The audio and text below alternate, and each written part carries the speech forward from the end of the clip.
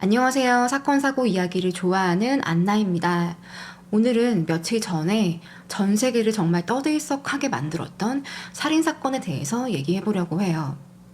이 사건의 피해자는 홍콩에서 아주 유명한 인플루언서이자 모델이었던 애비 최라는 여성이었습니다. 저도 한국 뉴스로 처음 이 사건을 접하게 되었는데요. 지금 한국뿐만 아니라 중국이나 싱가포르, 유럽 각지에서도 상당히 이 사건에 대해 관심을 많이 가지고 있다고 합니다. 이제 그럴 수밖에 없는 게 이 사건의 피해자 애비 최는 상당히 유명한 인플루언서였어요. 이제 홍콩에서도 유명을 했고 중화권 나라에서 이제 널리 알려진 그런 모델이었다고 합니다. 그리고 두 번째로 이 사건에 대해 주목할 만한 점이 이 살인 사건의 용의자가 바로 애비의 전 남편과 그의 가족들이라는 점이에요. 현재 그 전 남편과 그의 형, 전 시아버지, 전 시어머니, 심지어 그 전 시아버지의 내연녀까지 경찰에 체포되어 있는 상태입니다. 마지막으로 사람들이 정말 경악할 수밖에 없었던 점이 있어요. 바로 그건 애비의 시신이 온전하지 못한 상태로 모두 잘게 토막이 난 상태로 발견되었다는 거예요. 제가 이 사건을 조사하면서 저녁에 요리를 하고 있었어요. 이제 뭘 만들고 있었는지는 차마 말씀드릴 수가 없는데 도저히 내가 이거 기사 다 보고 나서 밥을 못 먹을 수도 있겠다라는 생각이 드는 거죠. 제가 그렇게 비위가 좋은 편도 아니고 나쁜 편도 아니에요. 그냥 평범한데 그래서 혹시나 지금 시청하고 계신 분들 중에 식사하고 계신 분들이 계시다면 잠시 화면을 끄시고 식사 맛있게 다 드시고 나서 나중에 다시 돌아와서 시청해 주시는 걸 추천드려요. 그리고 오늘 제가 알려드리는 내용은 경찰이 발표한 공식적인 사건의 내용과 이제 외신 보도의 내용들을 종합해서 이제 오늘 설명을 해드릴 거고요. 이게 워낙 이제 며칠 전에 발생한 사건이고 이제 외신 보도가 쏟아지고 있기 때문에 좀 급하게 나오는 기사들은 좀 잘못된 내용이 있을 수도 있잖아요. 그래서 혹시나 잘못되거나 정정되는 보도 내용이 있다면 제가 나중에 다시 업데이트 해드리도록 하겠습니다. 현재 홍콩 사람들은 이 사건으로 인해서 거의 패닉 상태라고 해요. 남녀노소 할 것 없이 상당히 사람들이 불안해하고 있고 정신적으로 충격을 많이 받은 상태라고 합니다. 이제 그럴 수밖에 없는 게 홍콩은 정말 안전한 국가예요. 살인사건도 잘 일어나지 않고 이렇게 끔찍하게 그 시신까지 훼손되는 살인사건은 거의 10년 만에 발생했다고 하거든요. 이제 그만큼 사람들이 더욱더 충격에 빠져 있는 상태라고 합니다. 그리고 제가 이 사건을 조사하다가 좀 흥미로운 문구를 발견을 했는데요. 이제 홍콩 언론에서 이 사건을 뭐라고 부르냐면 한국의 영화 기생충의 실화판이다 라고 얘기를 해요.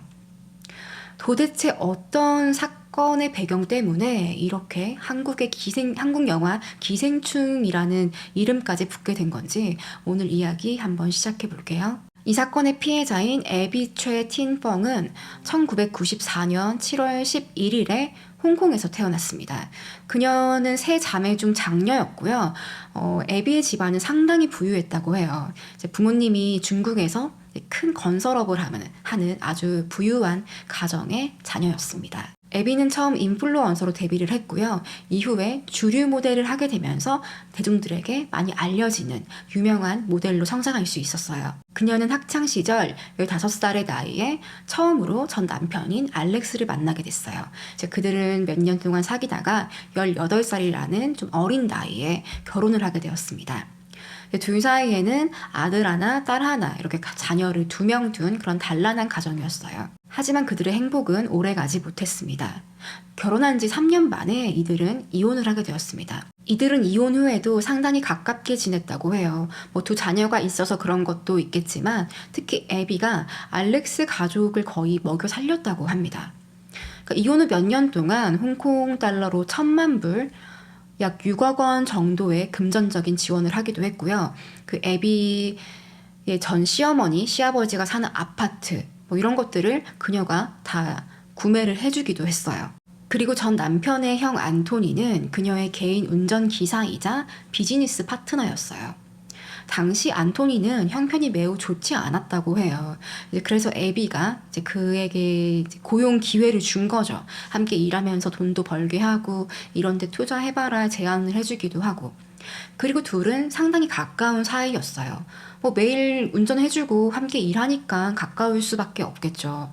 이제 한 번씩 안토니가 인스타그램에 이제 애비의 사진을 올리면서 시스터라고 부르기도 하고요. 거기 해시태그에는 패밀리라고 적혀 있었다고 합니다. 그러니까 이미 이혼을 했고 이혼한 전 남편의 가족들이지만 이들은 상당히 이제 친밀하게 관계를 유지했던 걸로 보여요.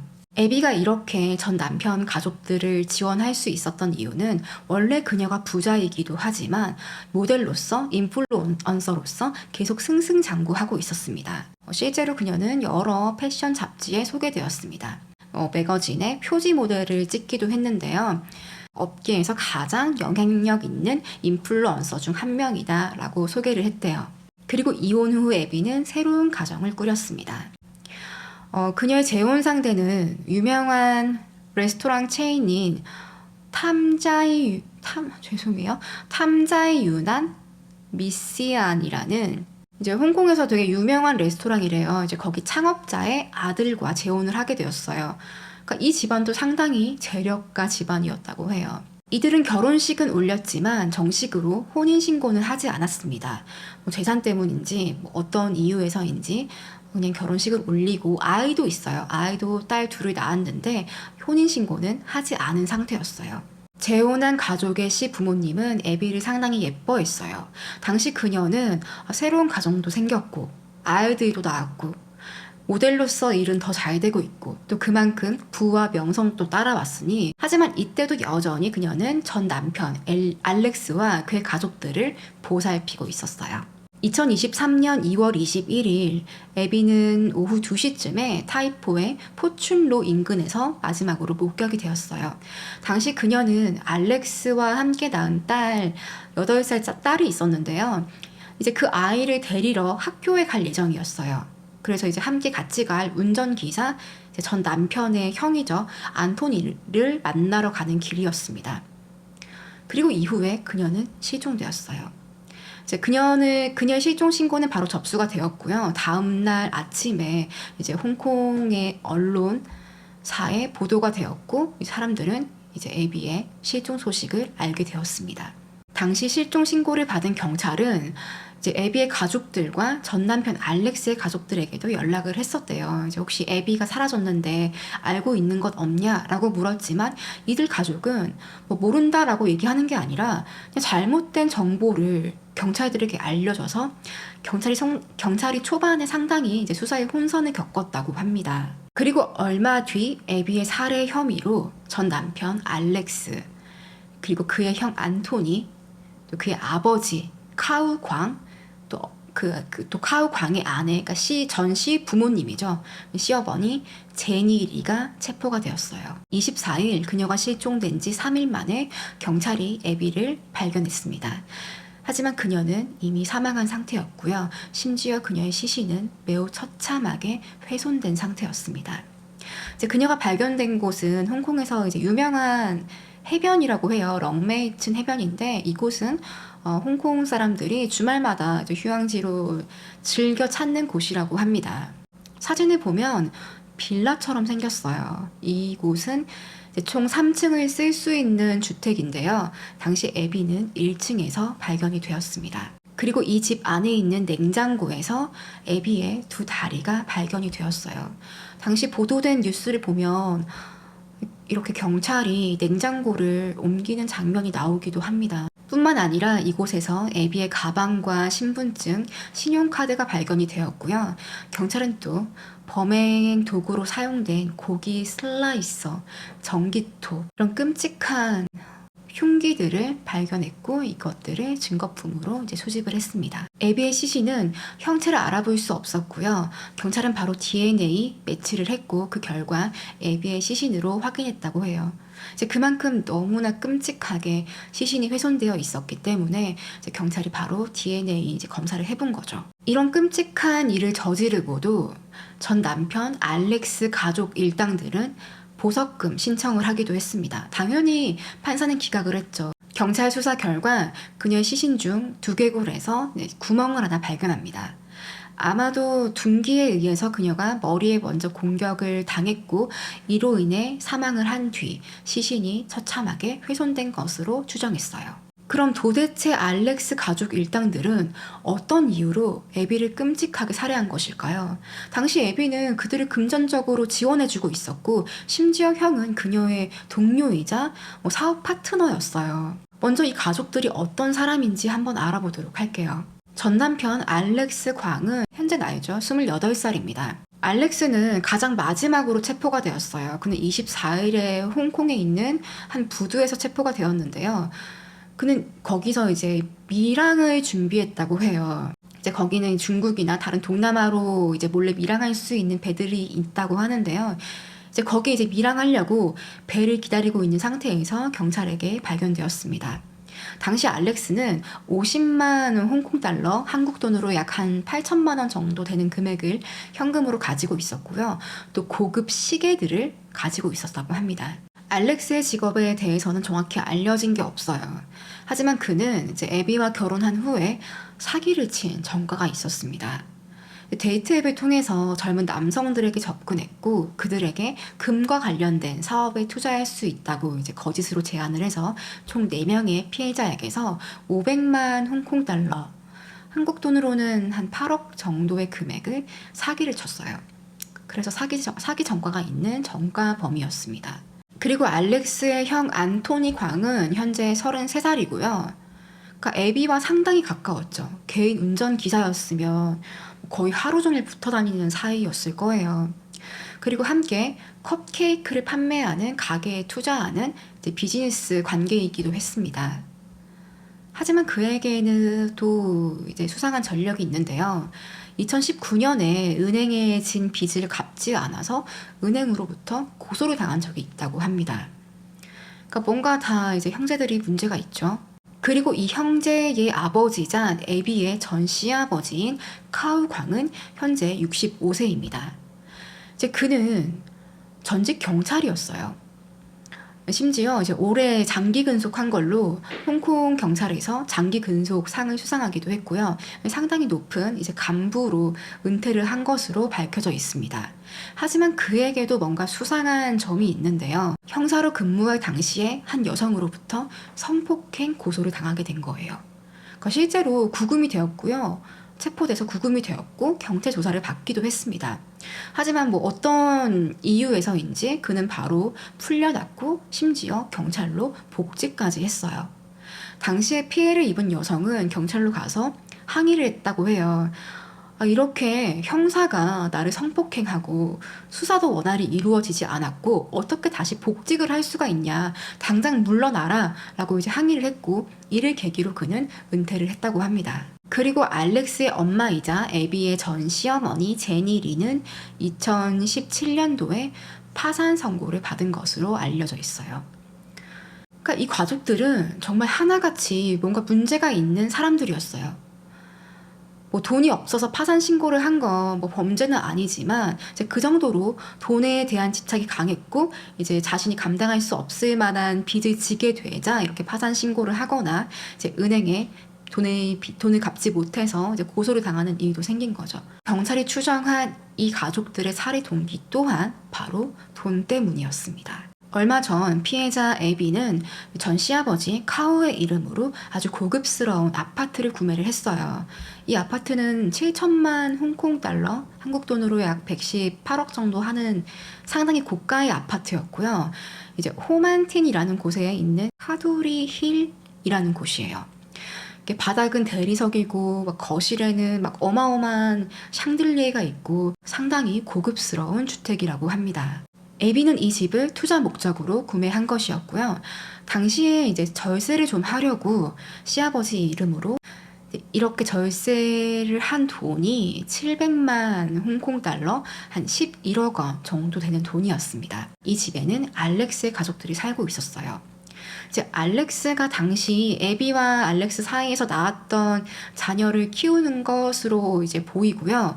얼마 뒤 이 집의 집값은 상당히 많이 올랐고요. 이제 애비는 이 집을 팔기로 이제 결정을 해요. 이제 그러고 얘기했죠. 이 집은 원래 애비 거고 이제 그들은 알렉스 가족은 살고 있는 것뿐이니까. 이제 내가 집을 다시 팔기로 했어. 좀 나가줘야겠어. 언제까지 나갈 수 있어? 라고 제안을 합니다. 처음에 알렉스는 알겠다고, 집을 나가겠다고 답변을 했어요. 하지만 이 사실을 알게 된 그 전 시아버지 카우가 노발대발하면서 애비를 찾아온 것이에요. 또 이 가족 특유의 그 돈 욕심이 생겼겠죠. 그리고 이 집에 나갈 수도 없고 이 집을 팔지도 말라고 협박을 합니다. 하지만 애비 또한 이 집을 팔겠다는 생각에 완강했죠. 그리고 이 집은 원래 애비의 것이었어요. 그냥 시아버지의 명의만 빌린 것 뿐이었는데 이런 식으로 나오니 빨리 내가 이 집을 내 것으로 만들어야겠다라는 생각을 하게 된 거죠. 그러자 이 알렉스의 가족들은 그녀를 살해할 계획을 합니다. 전 시아버지 카우는 애비를 살해할 목적으로 그녀 시신이 발견된 3층짜리 주택을 몇 주 전에 렌트했어요. 그러니까 이 집은 원래 그들이 알고 있거나 뭐 살고 있거나 지인의 집이거나 그런 게 아니라 정말 온전히 그녀를 살해할 목적으로 집을 렌트한 것이었습니다. 당시 이 집에는 가구는 거의 없는 상태였고요. 그리고 안토니, 그녀의 운전기사는 그녀를 이 집으로 유인합니다. 이제 당시 그녀에게는 8살 딸이 있었는데 알렉스와 애비 사이의 딸이에요. 이제 딸을 데리러 가자라고 제안을 해서 이제 애비를 밖으로 유인해요. 그리고 자신이 운행하는 승합차에 태웁니다. 당시 이 모습은 CCTV에 찍혀 있고요. 이렇게 승합차에 타는 애비의 모습이 그녀 생전의 마지막의 모습이 되었습니다. 그리고 경찰 조사 결과 애비가 이 집에 도착하기 전에 차에서 이미 한 번 이상의 이제 폭행을 당한 것으로 알려져 있어요. 그러니까 이미 차에서 의식을 잃었고 이후에 이제 집으로 옮겨진 뒤에 그곳에서 살해당하고 이제 시신이 훼손되었다는 거죠. 경찰은 이 살인이 매우 잘 짜여진 계획된 범죄라고 말하는데요. 그러니까 우선 이 집 자체가 이제 이 살인의 목적으로 렌트가 되었던 거죠. 그리고 집은 1, 2, 3층으로 분리가 되어 있었는데 2, 3층에 있는 침실에는 아무런 가구가 없었다고 합니다. 당연히 이들은 자신들의 목적만 이루면 되니까 침대나 가구들이 필요하지 않았겠죠. 그리고 1층에는 바닥과 벽에 비닐로 덮어놓은 상태였고요. 거의 영화 속 한 장면 같지 않나요? 범죄 도시였나? 거기 보면 왜 야 여기 비닐 깔아 이렇게 시키잖아요. 조폭 같은 사람들이. 그러니까 그런 장면, 영화 속의 한 장면처럼 이들은 매우 치밀하게 준비를 한 거예요. 피가 튀지 않게 바닥과 벽에 비닐로 잘 이제 덮어놓고 또 이곳에는 우비도 있었다고 합니다. 자신들이 입을 우비 또 그리고 고글 이제 앞면 가리개 이제 고글이 발견되었어요. 또한 고기 슬라이서, 고기 분쇄기, 전기톱 그리고 식칼, 망치 이렇게 끔찍한 범행 도구들이 함께 발견이 되었습니다. 우선 이 아파트 냉장고 안에서 애비의 2다리가 발견이 되었고요. 나머지 시신은 또 다른 곳에서 발견이 되었어요. 이제 인근 한 10km 정도 떨어진 한 집에서 발견이 되었는데요.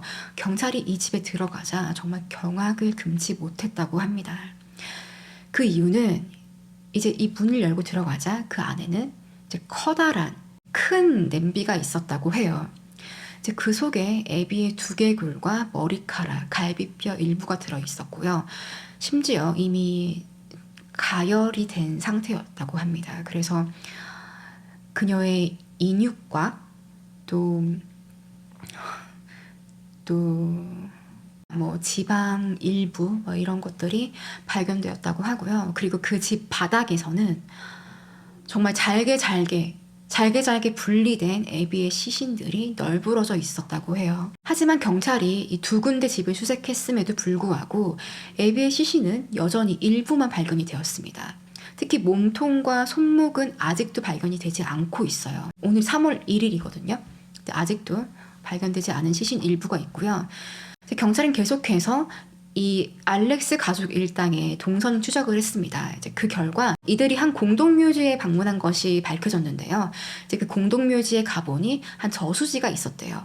그래서 이 저수지에 한 100명 정도의 잠수부를 투입을 해서 수색한 결과 여기서도 애비의 시신 일부가 발견되었습니다. 현재도 경찰은 그녀의 몸통과 손목을 찾기 위해서 이제 이것저것을 수색을 하고 있는데요. 그 중에 가장 유력한 곳으로 확인되는 곳이 한 매립지예요. 이 매립지가 정말 엄청 넓고 거의 수천만 톤의 쓰레기가 이제 모여 있는 곳인데, 이제 경찰은 많은 시간과 이제 인력을 투입을 해서 이제 수일에 걸쳐서 이곳을 수색할 예정이라고 합니다. 근데 이제 확실한 것도 아니에요. 이곳에 버려졌다는 것도. 그냥 경찰이 추정하는 장소일 뿐이고요. 이 알렉스 가족 일당들이 아직도 이제 그녀의 시신을 유기한 장소를 말을 하지 않고 있습니다. 계속 묵비권을 행사하고 있기 때문에 수사에 상당히 애를 먹고 있다고 해요. 그리고 추가로 애비의 시신을 유기하는데 도움을 준 것으로 보이는 여성 한 명이 체포가 되었는데요. 이 여성은 바로 전 시아버지 카오의 내연녀입니다. 정말 가지가지하죠. 현재 홍콩 사람들은 이제 패닉에 빠진 상태고요. 특히 애비의 자녀에 대한 걱정을 상당히 하고 있다고 해요. 이제 아이들이 엄마가 이런 처참한 모습으로 살해당했다는 사실을 알면 그 충격이 얼마나 크겠어요. 이제 애들 고작해야 이제 10살 아래 8살, 뭐 6살 이 정도의 어린 아이들인데, 이제 애비의 어린 아이가 다니는 국제학교에서는 원래 수업 시간에 태블릿 PC를 이용을 했다고 하는데, 현재는 그 사용을 멈췄다고 합니다. 혹시나 아이들이 이제 수업하는 와중에 이제 그런 기사를 보게 될까봐, 그로 인해서 충격에 빠질 수 있으니까 이제 그걸 예방하는 차원에서 태블릿 PC 사용을 금지시켰고요. 가급적이면 아이들이 스마트폰이나 이런 전자기기를 사용하지 못하도록 이제 가정에 안내를 하고 있다고 합니다. 애비의 친구들 또한 상당히 슬퍼하고 있는데요. 친구 중 한 명인 버나드 챙은 그는 이런 말을 합니다. 너무나 착하고 사랑이 넘치고 순진하고 나쁜 짓도 하나 하지 않는 사람이 이렇게 처참하게 죽음을 당할 줄은 상상도 못했습니다. 아직도 마음이 무겁고 밤에 잠이 잘 오지 않습니다. 저라도 제 친구가 이런 처참한 모습으로 발견이 되었다면 잠은 무슨, 그냥 일상생활 자체가 힘들 것 같아요. 애비의 사건이 더욱 안타까운 이유는 그녀가 세계적으로 유명한 모델이라는 점도 있지만, 단지 내 아이들의 아빠라는 이유로 할아버지, 할머니, 삼촌이라는 이유로 애비는 이 가족들을 끊임없이 지원하고 보살피고 도움을 줬던 거예요. 하지만 그 결과가 이렇게 끔찍한 죽음으로 돌아온다는 것은 정말 상상할 수 없는 일이었겠죠. 현재 이 알렉스 가족 일당은 다음 청문회인 5월 8일까지 이제 구금이 되어 있는 상태고요. 이제 그때 청문회가 지나면 조금 더 많은 정보가 나올 것으로 이제 예상이 됩니다. 그리고 홍콩은 사형이 없어요. 93년도에 이제 사형을 폐지한 국가이기 때문에 이들의 죄가 이제 유죄로 입증이 된다고 하면 무기징역을 받을 가능성이 상당히 큽니다. 오늘은 이렇게 며칠 전에 발생했던 홍콩의 유명한 모델 애비 최 사건에 대해서 이제 이야기를 해봤고요. 이 사건이 최근에 일어난 사건이라서 제가 TV를 보거나 라디오를 들으면 계속 보도가 되고 있어요. 그래서 더욱더 마음이 쓰이고 좀 가슴이 아픈 그런 사건으로 이제 기억이 될 것 같습니다.